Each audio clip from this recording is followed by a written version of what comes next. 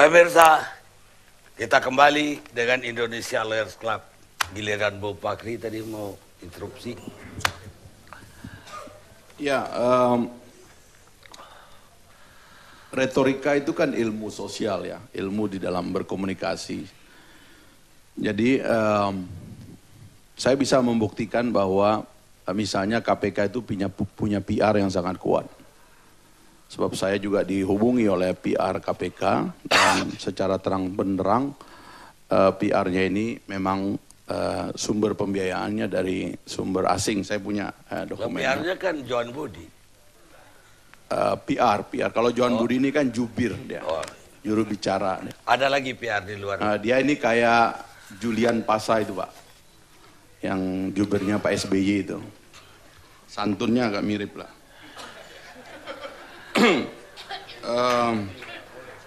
Jadi retorika itu begitu, kita bisa mempelajari dan memang kalau boleh memuji orang, saya ingin memuji Saudara Johan sebagai jubir memang luar biasa. Ya.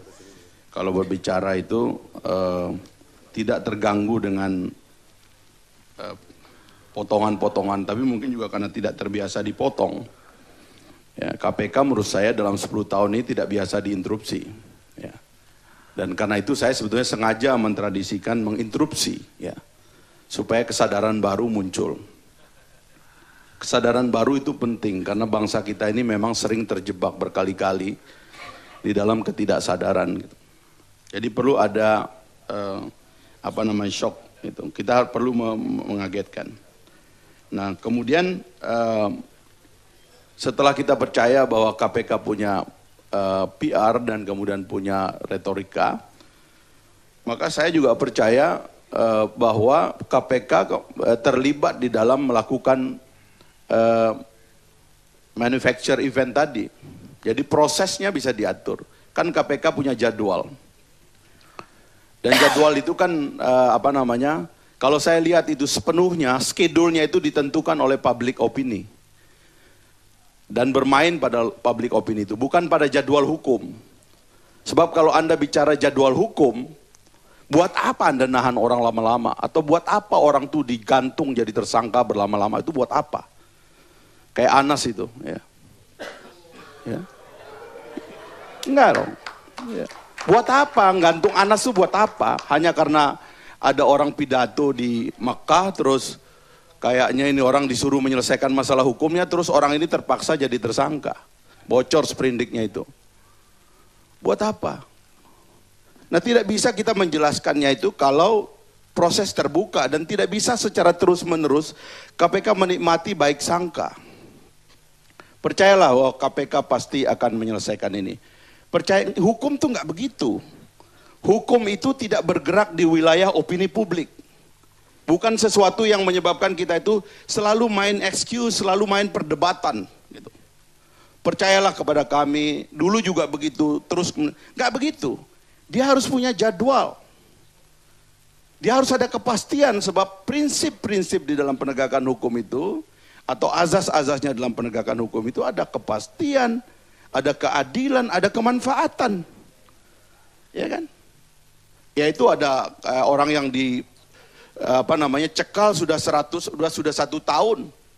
Buat apa dalam alam demokrasi kayak begini orang dicekal begitu lama gitu loh. Sering orang tuh memberi contoh ya bagaimana kalau bisa kita mengadministrasi satu proses pengadilan yang singkat sehingga tidak sempat itu merusak kehidupan orang. Ya kan? Sebab pidana itu kan ya kalau saya mendengar-dengar dari pakar itu kan jalan terakhir supaya jangan rusak gitu loh. Ini kayaknya dirusak dulu. Terutama kalau orang sudah mau disidang, dirusak dulu kepribadiannya, dihancurkan citranya sampai hakim itu tidak punya pilihan lagi. Ini brengsek orang di depan saya nih. Gak mungkin orang ini saya bela. Tidur sama perempuan, selingkuh, punya harta yang banyak begini-begini kan, hancur dia. Begitu dia hancur di depan hakim ya nggak punya muka lagi dia. Hancur dia, sudah hancur kok. Apa itu hukum yang mau kita praktekkan di Republik ini gitu loh. Padahal ini yang berdarah-darah kita perjuangkan, kita nggak mau. Gitu. Itu mohon maaf ya, itu pendirian saya kepada Pak KPK. Karena menurut saya yang paling mahal itu adalah demokrasi. Bagaimana kita menghargakan manusia gitu loh. Yang sekarang ini jadi nggak punya harga. Dalam kampanye pemberantasan korupsi yang berubah menjadi ideologi bahkan menjadi agama, menurut saya ini yang dirusak. Luar biasa hasilnya gitu. Dan sayangnya yang dirusak tuh orang-orang yang kelemar-kelemar. Ustadz, ya kan? Ada hafiz Quran, ada dosen teladan. Orang-orang baik. Ini orang sejarah jahatnya apa? Seumur hidupnya nggak pernah berbuat salah. Bahkan disebut tokoh sama ustadz di masyarakat. Tiba-tiba jadi bajingan suatu hari. Kan ini yang menurut saya ya mendidih-didih gitu loh. Nah karena itu kalau mau meninjau ke situ, memang menurut saya senjata KPK yang paling utama itu penyadapan.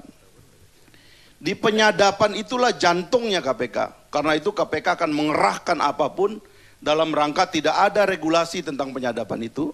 Dan KPK boleh menyimpan, ya kan, aturan penyadapan itu sendiri. Kalau saudara Johan bilang di audit, kenapa DPR tidak pernah Anda berikan SOP itu sampai hari ini? Kita udah minta lama, itu ada saksinya Pak Catur, pimpinan dulu sama saya. Sampai hari ini nggak ada kok. Bagaimana Anda bilang lawful? Lawful dari mana kalau nggak ada? Nggak bisa diperiksa, nggak bisa diawasi. Di negara-negara maju, pengadilan itu salah satu yang dilaporkan rutin kepada publik adalah izin sadap apa yang diberikan. Sebab harus terbuka. Anda memasuki pribadi orang. Dalam negara berdemokrasi, privacy itu paling penting. Lebih penting dari negara bahkan. Tapi itu yang kita mau hilangkan dengan dalih kita ini kan lagi memberantas korupsi. Korupsi ini kan extraordinary crime. Ini sudah merajalela, sudah merasuk kemana-mana. Jadi apapun boleh kita lakukan demi pemberantasan korupsi. Menurut saya tidak bisa begitu. Dan untuk ini saya sendiri akan melawan. Orang lain gak melawan, saya sendiri akan melawan. Ini bukan yang saya perjuangkan dulu. Dan pemberantasan korupsi tidak bisa kita selesaikan secara otoriter. Pemberantasan korupsi itu adalah tentang migrasi sistem, tentang perbaikan institusi negara, tentang perbaikan regulasi, baru kemudian terjadi perubahan kultur. Itu pendirian saya. Nah karena itu Pak Karni, tadi Bung Johan mengatakan, kok tahu sopirnya sopirnya Fatona disadap? Lah itu pengakuan Fatona ke saya waktu saya ketemu. Dia bilang, dia bilang gitu. Saya dipaksa, suruh ngaku bahwa uang ini untuk Pak Lutfi. Saya dipaksa katanya gitu. Tapi ada dua yang saya minta. Karena sopir saya sudah kena interogasi, dia bilang, ngaku. Tapi tolong sadapan kepada sopir saya dibuka. Loh saya juga mengerti, kalau KPK ini bisa diawasi, tentu kita bisa melacak ini gitu loh. Masalahnya kan KPK mau mengeluarkan sadapan yang mana, menutup sadapan yang mana, kan kita nggak tahu. Siapa yang bisa tahu ini? Orang dia yang nyadap, nggak ada izin, dia yang nyadap, yang disadap apa, yang diumumkan apa. Mohon maaf.